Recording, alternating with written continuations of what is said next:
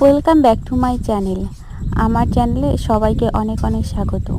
আজকে আমি চিকেন পকোড়া রান্না করছি। দেখো বন্ধুরা, চিকেনগুলোকে ছোট ছোট করে পিস করে নিয়েছি, সেগুলো ধুয়ে ভালো করে চিপে অন্য একটা পাত্রে নিচ্ছি। এরপর সেই চিকেনের মধ্যে অল্প একটু লবণ, হলুদ আর গরম মশলা দিয়েছি। তারপর কিছু বাটা মশলা এখানে মিক্সড করব। এর মধ্যে আছে লঙ্কা, পেঁয়াজ, রসুন। এরপর কিছু তেল দিয়ে ভালো করে এগুলোকে মাখালাম।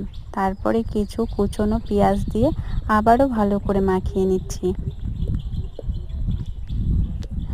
এরপর এটাকে কিছুক্ষণ রেস্টে রেখে তারপরে এর মধ্যে চালের গুঁড়ো, আমার কাছে তো বেসন ছিল না, তার জন্য আমি কিছুটা ডাল মিক্সিংয়ে মিক্স করে এর মধ্যে মিশিয়ে দিয়েছি। এরপর গরম তেলের মধ্যে এগুলো একটা একটা করে ভেজে নিলাম। Welcome back to my channel. আমার চ্যানেলে তোমাদের অনেক অনেক স্বাগত। যারা আমার এই চ্যানেলে নতুন বন্ধু তারা আমার চ্যানেলটিকে সাবস্ক্রাইব করে আমার পাশে থেকো। আর আমি আজকে তোমাদের সাথে শেয়ার করব চিকেন পকোড়া রেসিপি।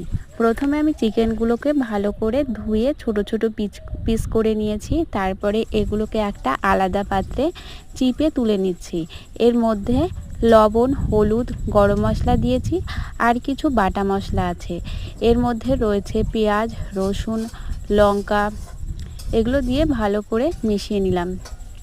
তারপরে এর মধ্যে কিছুটা তেল আর কুচনো পেঁয়াজ দিয়ে সেটাকে আবারও ভালো করে মিশিয়ে সেটাকে 1 ঘন্টার মতো রেস্টে রেখে দিয়েছি। এরপর এর মধ্যে আমি কিছুটা চালের গুঁড়ো এবং ডাল বেটে সেটাকে দিয়েছি। এর মধ্যে বেসনও দেওয়া যায় অথবা ডিমও দেওয়া যায়, কিন্তু আমার কাছে বেসন বা ডিম কিছুই ছিল না, তার জন্য আমি এর মধ্যে ডাল বাটা দিয়েছি।